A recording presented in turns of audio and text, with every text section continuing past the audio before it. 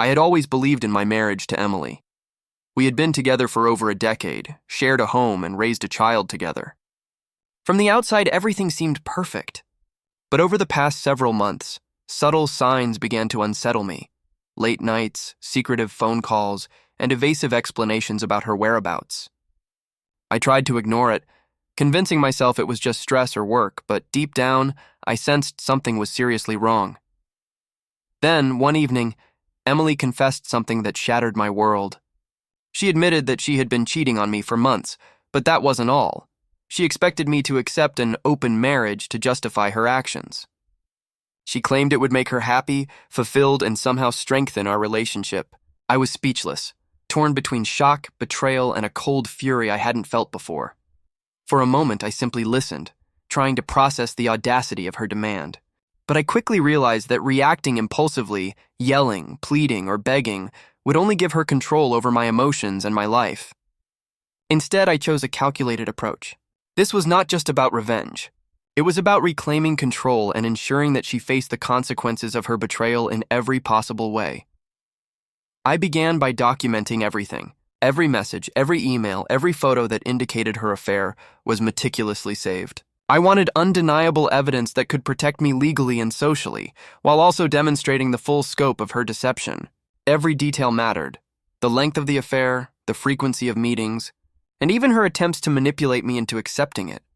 Over the next few days, I pretended everything was normal, keeping a calm demeanor while quietly planning my exit. Emily continued her routine, assuming I would discuss or consider her proposition. She had no idea that her betrayal had been uncovered and that I was preparing a response she could neither predict nor control. Finally, I filed for divorce. The legal process was straightforward because I had gathered all necessary evidence. Custody arrangements for our child were prioritized to ensure stability and continuity, while financial settlements reflected the emotional and practical consequences of her infidelity.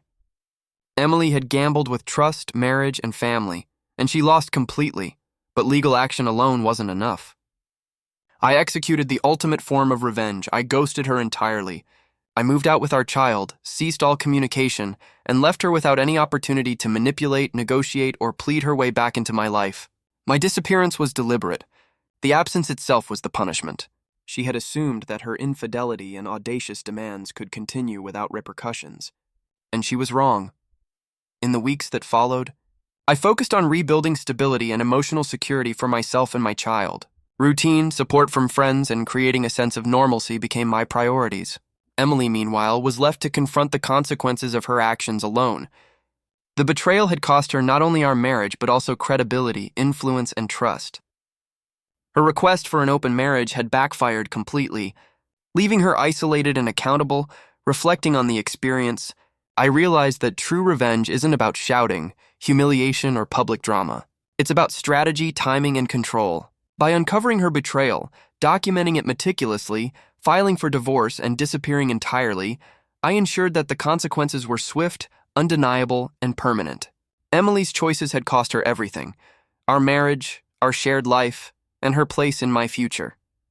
She had underestimated me, assuming she could manipulate our marriage to suit her desires. She was wrong. The betrayal reshaped our lives, and through careful, deliberate action, I reclaimed dignity, control, and the ability to build a future free from deception. In the end, this story is one of betrayal, sadness, and calculated revenge. A wife's audacious infidelity and request for an open marriage triggered decisive action. Evidence gathered, legal consequences enforced, and ultimate control reclaimed. Emily learned the hard way. Betrayal has consequences, and some actions cannot be forgiven or forgotten.